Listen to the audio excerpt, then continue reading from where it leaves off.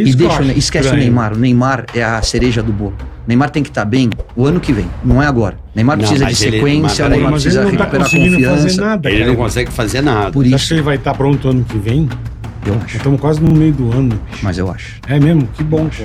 Deus te ouça. Ele. Você vê que tá ajudando bem o Santos. Tá quase rebaixado. Ele fez 2 jogos do Campeonato então. Brasileiro. Em participação no podcast Ticaracati Cast, Caio Ribeiro entra em discussão com Bola sobre participação de Neymar na seleção brasileira.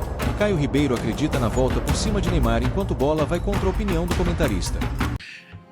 Caio, vamos lá, falamos de seleção brasileira. Podia falar mais, né? Podemos falar mais. Quem que você acha que pode ser o técnico do Brasil? Você acha que o Renato Gaúcho tem chance? Eu acho que hoje menos. Eu acho que hoje eles estão muito nessa linha internacional. Acho que a bola da vez é o Ancelotti. E eles estão, pelo menos são essas as notícias, falando com Jorge Jesus e Abel Ferreira. Isso. Mas e aí, gente? O Ancelotti vai sair lá, tá mal, na real, né? Ele tá já parece que já há um acordo de que ele terminaria o Mundial e entregaria o cargo. E que muito provavelmente o Xabi Alonso, que é jogador do Real Madrid, que fez muito sucesso agora com o Bayer Leverkusen, ganhou o primeiro título da história o ano passado, na última temporada com o Leverkusen, seria o próximo treinador. E a partir daí, teria um acordo que ele assumiria a seleção brasileira. O que mexeu um pouquinho foi que o Al Hilal, que era o clube do Jorge Jesus, e o Jorge Jesus já demitiu, veio com uma proposta indecente pelo Ancelotti, ele deu uma balançada e não assumiria o Brasil para ir para a Arábia. Mas ele precisa de dinheiro. Não. O cara consagrado, ganhou em todos os lugares. Bicho, desculpa, Ancelotti, deixa eu falar uma coisa pra você. Vem pra cá pra você tomar uns xingos, vai, meu. Vem pra cá aprender a tomar palavrão, ser chamado de burro, chamado de burro, né? Vem sentir a pressão do Brasil. Imagina ele na beira do campo com a amarelinha jogando. O nego mandando um copo d'água nele. Nossa, fábrica de craques. Mas sabe o que eu acho? É muito mais desafiador. Um cara desse tamanho, que venceu nas 5 principais ligas, e ele é o único que venceu na Itália, na Espanha, na Inglaterra, na França. Faltou um.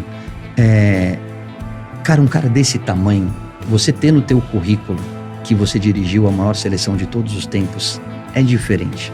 Você ser um dos caras que olhar para trás e falar, pô, eu fui vencedor, eu passei pelas grandes ligas, eu dirigi o Brasil, não é para qualquer um. É verdade. E você tem material humano, a seleção é boa.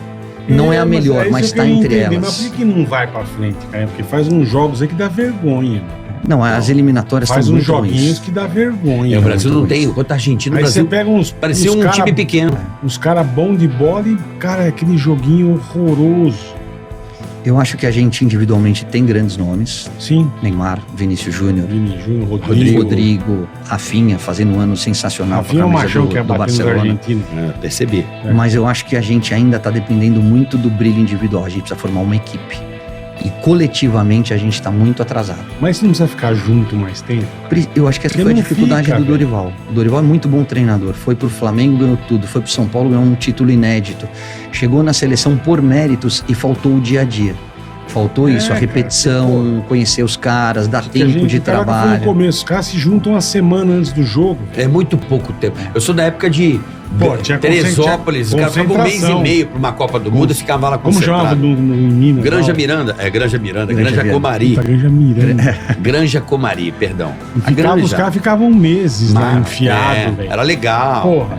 E os repórteres ficavam na beira do campo e tal. Não é? Hoje em dia os caras vêm, se encontra, joga daqui a uma semana, vai tudo embora. É difícil. Então não vai pra frente. E aí você não pega entrosamento, é difícil você tá mudando toda hora de treinador. Por isso que eu acho que muito dos resultados em campo são reflexo da gestão fora dele. Por quê? Porque se você não tiver uma linha de raciocínio e der tempo para acreditar nessas ideias e ele introduzir as suas ideias para buscar resultados, se você ficar mudando toda hora, você não vai chegar no lugar nenhum. E principalmente quando você muda de um cara muito ofensivo, como era Diniz, para um cara mais conservador. Então você tem o Tite, aí você vai pro Ancelotti, o Ancelotti não vem, você vai pro Diniz, do Diniz você vem pro Dorival, agora você vai... Quer dizer, você tem que ter uma linha de trabalho. Mas e tem que acreditar e ter convicção. Caio. Tipo que nem antigamente, vamos supor, antigamente você não tinha muito jogador fora, vai. Pegava os craques. Como não? Não, tô dizendo todos eram fora há muitos anos. O Brasil ganhou 2 Copas, mas 94. Os caras ficavam aqui, o time liberava mais. Bola, 94 e 2002, são Copas que o Brasil ganhou, todos eles jogavam fora já. Jogavam. Todos jogavam fora. Os times liberavam mais tempo pra ficar. Eu não sei, o calendário era menor. Hoje em dia o Real Madrid não vai liberar um Vini Júnior um mês. Mas não é calendário, Bola. O problema é o calendário. Mas não, isso aí é um problema que a gente não vai resolver. É não assim, vai, né? Não vai ter jeito. Não vai ter jeito. É o calendário, né? O que eu acho é que a gente precisa ter uma linha e acreditar, ter convicção naquilo que você está fazendo. Esse é o primeiro ponto. Segundo ponto, qual é o treinador que se encaixa ao modelo de jogo que são as características do brasileiro? Perfeito. O que o brasileiro é? Ele é irreverente, ele é driblador, ele tem como diferencial em relação aos europeus a ginga, a finta. Você não pode tolher isso do brasileiro. Não, jamais. O outro ponto, que aí eu acho que é um pouquinho mais difícil e que na nossa geração nós tínhamos e hoje um pouco menos, é abrir mão das vaidades.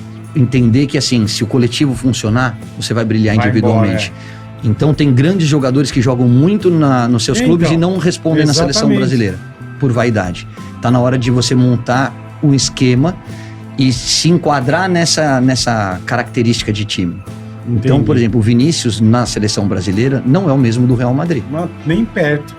E é um grande jogador. E a gente cobra daqueles que já te deram. Pô, é o cara que foi eleito o melhor jogador do mundo. Então, assim, a gente precisa formar uma equipe. Esquece o Neymar. O Neymar é a cereja do bolo.